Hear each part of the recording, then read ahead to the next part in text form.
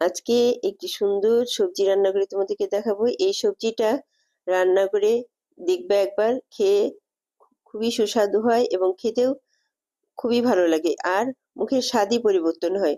সব রকম সবজি দিয়ে এই রান্নাটা করব।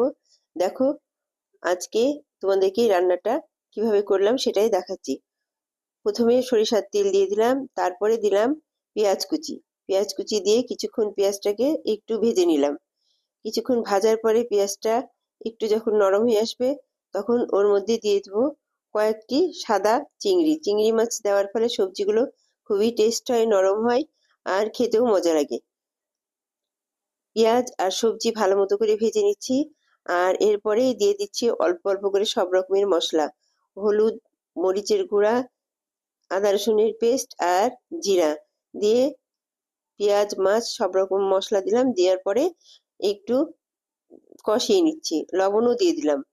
কষানোর পরে দিয়ে দেবো অল্প পরিমাণে পানি। পানি দেওয়ার পরে যখন কষানো হয়ে যাবে, দেখবো যে তেলটা উপর দিকে ভেসে এসছে। দেখো, উপরে তেল চলে এসছে। এখন সব সবজিগুলো আস্তে আস্তে দিয়ে দিচ্ছি। আলু দিলাম, আলু দিয়ে একটু কষাই নিলাম। তারপরে দিয়ে দেবো ছিম। ছিমটা আমার গাছেরই ছিম, আর ছিমটা খুবই সুস্বাদু হয়। চটা চটা ছিম, দেখো, দারুণ একটি সবজি।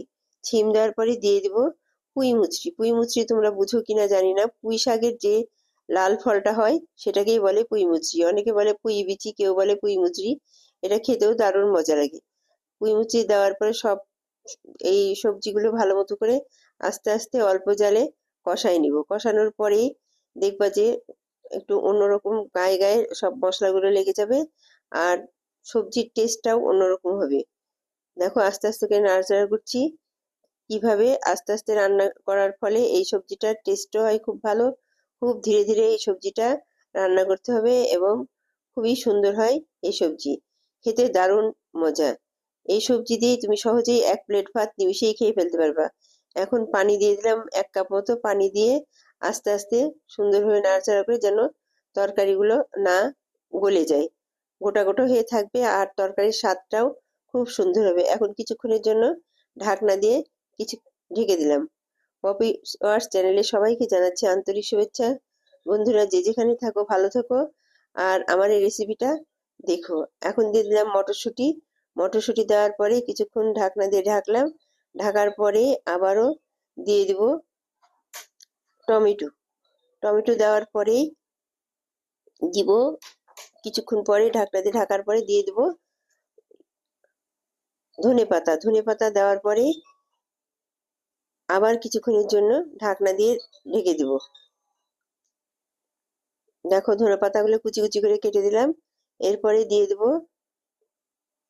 সবকিছু দেওয়া হয়ে গেছে। এখন আবার কিছুক্ষণের জন্য অল্প আঁচে ঢাকনা দিয়ে ঢেকে দেব।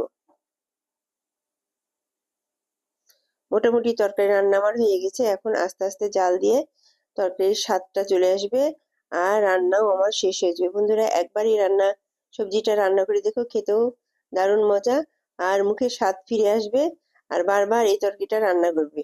সবাই ভালো থেকো। আসসালামু আলাইকুম। দেখো, সব শেষ, রান্না আমার শেষ।